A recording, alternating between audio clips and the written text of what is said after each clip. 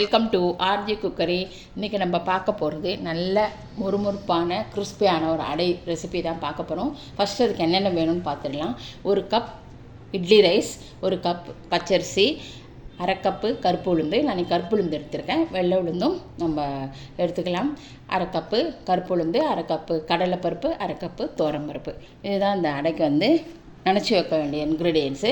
நல்லா 2-3 தடவை வாஷ் பண்ணிவிட்டு நல்லா ஒரு 3 to 4 hours நல்லா ஊற வச்சிடணும். ஊற வச்சுட்டு தண்ணியை வடிகட்டிட்டு நம்ம என்னென்ன அது கூட போட்டு அரைக்கணும்னு பார்க்கலாம். காரத்துக்கு தகுந்த மாதிரி மிளகாய், பச்சை மிளகாய், சிகப்பு மிளகாய், அரை ஸ்பூன் ஜீரகம், சின்ன துண்டு இஞ்சி, நல்லா குறகுறப்பாக நமக்கு தேவையான தண்ணி விட்டு அரைச்சி எடுத்து ரெடியாக வச்சிடும். உப்பும் போட்டு அரைச்சி எடுத்து ரெடியாக வச்சிடும். அப்புறமா கடைசியில் கருவேப்பிலையும் பெருங்காயம் மட்டும் மிக்ஸ் பண்ணிவிட்டு ஒரு half an hour வச்சுட்டு நமக்கு சுட சுட அடைய முறுமுறுன்னு நல்லா அடைய பார்த்து சாப்பிட்றலாம். அதே மாதிரி நம்ம சேனலில் நிறையா அடை ரெசிபிஸ் பார்த்துருக்கோம். அதில் இது ஒரு வெரைட்டி. இப்போ புதுசாக என்னோட பார்க்குறவாளுக்கு இந்த அடை ரெசிபி ரொம்ப ரொம்ப யூஸ்ஃபுல்லாக இருக்கும் நம்புகிறேன். அது மழை காலத்துக்கு நம்ம காரத்துக்கு தகுந்த மாதிரி நம்ம மிளகாய் நிறையா போட்டுட்டோம்னா இந்த அடைக்கு தொட்டுக்கிறதுக்கு ஒன்றுமே வேண்டாம். ஃபஸ்ட்டு ஒரு பக்கம் போட்டுட்டு நடுவில் ஓட்டை போட்டுட்டு நல்லெண்ணெய் விட்டு தான் நம்ம அடைக்கெல்லாம் பார்ப்போம். கொஞ்சம் நல்லெண்ணெய் விட்டு ஒரு பக்கம் கோல்டன் ப்ரௌன் ஆனப்போ திரும்பி அடுத்த பக்கம் திருப்பி போட்டு நம்ம அதே மாதிரி நல்லெண்ணெய் விட்டு நம்ம இட்லிக்கு, தோசைக்கு, இந்த கோதுமை தோசைக்கு எல்லாத்துக்குமே அடைக்கி எல்லாமே நல்லெண்ணெய் விட்டு தான் நம்ம பண்ணுவோம். அதே மாதிரி நல்லெண்ணெய் விட்டு 2 பக்கமும் திருப்பி போட்டு